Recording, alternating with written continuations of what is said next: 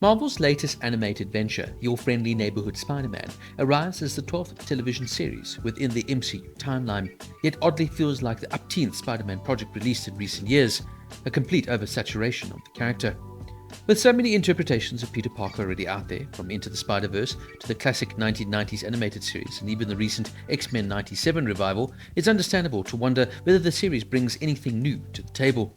The show reimagines Peter Parker's early days, taking place in an alternate MCU timeline where Norman Osborn, not Tony Stark, acts as Peter's mentor. This is a bold shift, and one of the more intriguing what-if angles of the series leans into. Peter here is voiced by Hudson Thames, who previously portrayed the character in What If. He brings a serviceable, clean-cut tone to the role, even if this version of Peter Parker feels a bit too squeaky clean, lacking some of the emotional edge of other portrayals. The standout performance comes though from Coleman Domingo as Norman Osborn, a commanding presence whose voice alone gives the show gravitas. There's also an enjoyable appearance here from Hugh Dancy as Otto Octavius, long before he becomes Dr. Octopus.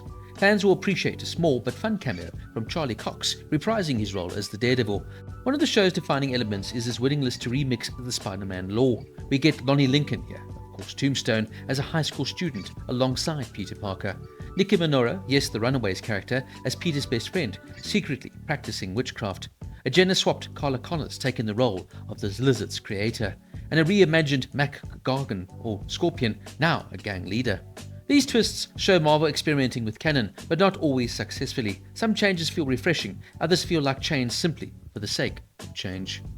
Visually, the show shines. The animation uses stylized comic panel transitions that echo classic Marvel artwork. It's vibrant, slick, and often fun to look at. But while the animation pops, the storytelling doesn't quite match the ambition. The plot is competent, the pacing is fine, but nothing feels urgent or essential. For me, the series feels safe. It's Marvel operating in the zone of let's not upset anyone.